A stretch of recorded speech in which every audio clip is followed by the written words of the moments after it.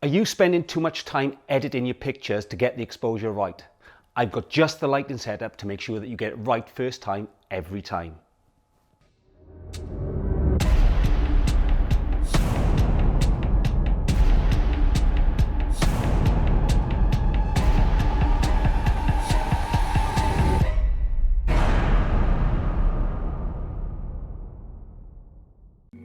So in the past, I've always taken portraits, got them as right as I can in camera, but then when I've gone home, I've had to do a double RAW conversion. Basically, where the image is too dark, I've had to reopen the RAW file, alter the exposure, and then overlay it. And by doing this once, twice, 3 times or more, I finally get to the point where the portrait is exposed in the highlights and the shadows exactly as I want it. Now the thing is, that's not exactly ideal. So with that in mind, to save myself time, if I had numerous portraits to do to edit, to save time, I have to come up with an idea where I'm going to get the right exposure in camera so that if there's any little tweaks to be done, it can be done to a single RAW file. That's when I've come up with the idea now of stacked and jacked, basically using different modifiers stacked in front of each other and at different angles to get the portrait exposure right first time. So without further ado, let's get on it. Okay, this is my usual lighting setup. It's a large parabolic softbox that I usually use just to create a sort of Rembrandt lighting, a classical look and a very easy look. The thing is, you can't control the light on the backdrop, the subject and around the subject simultaneously. It's very difficult to do.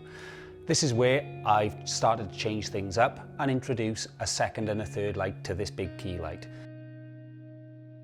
The one I'm setting up is the hair light, and I'm setting them up in stages so that I know exactly where I want the light to fall in terms of the backdrop and the model.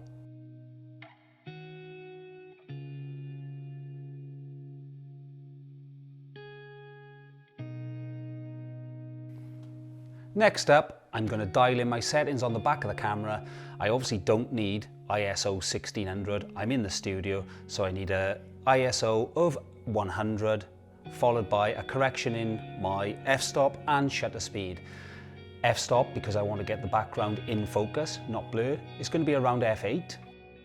My shutter speed will be set to my default, which is 1/160th of a second.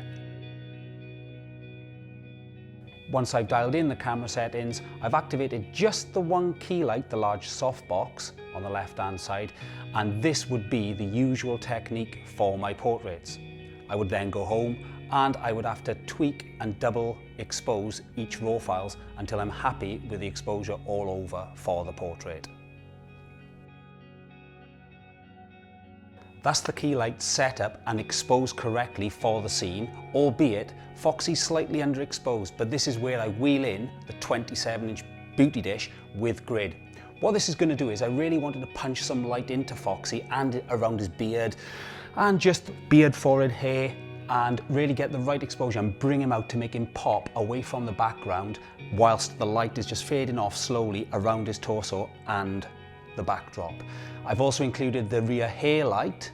So basically the key light is faced onto the backdrop and to Foxy, but the beauty dish, it's in front of the key light stacked, but just turned at the right angle for Foxy's face. So this is a stacked system, albeit it's one in front of the other, but with a slight twist.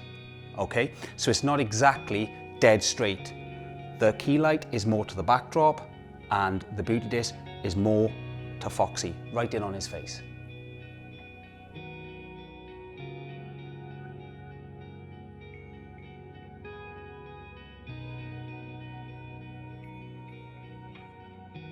The thing about this stacked setup is we've got both light types going on. We've got soft light and we've got more of a hard light with the beauty dish grid sat on the front. What this does, this enables me to get the lines and the textures done in Foxy's face, whilst the backdrop and surrounding Foxy is more of a soft light from the key light behind the beauty dish.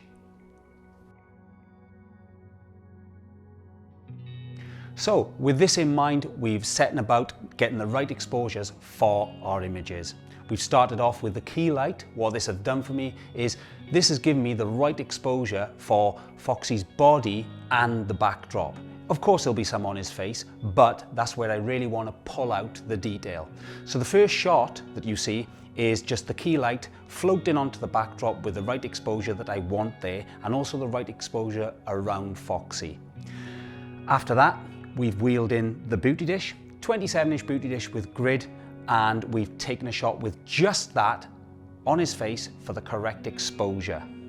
Finally, we've just taken a third shot with the hair light, and what this has done, I've exposed it to just the right amount of light that I want on Foxy's shoulder and his hair.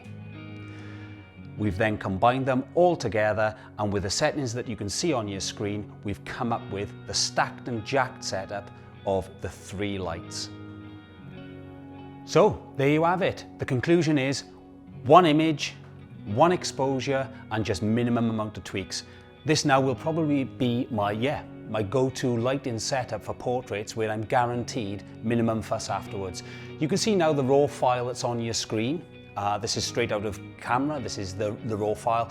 And with adjustments like levels and curves that take all of 5 minutes, you can now see the final image of Foxy on the screen with minimum fuss. So that's really cut my processing time down by a hell of a lot. So if you've enjoyed this, why not subscribe, and also leave any comments in the comments, because they are appreciated, and any feedback, and yeah, click on the bell for notifications.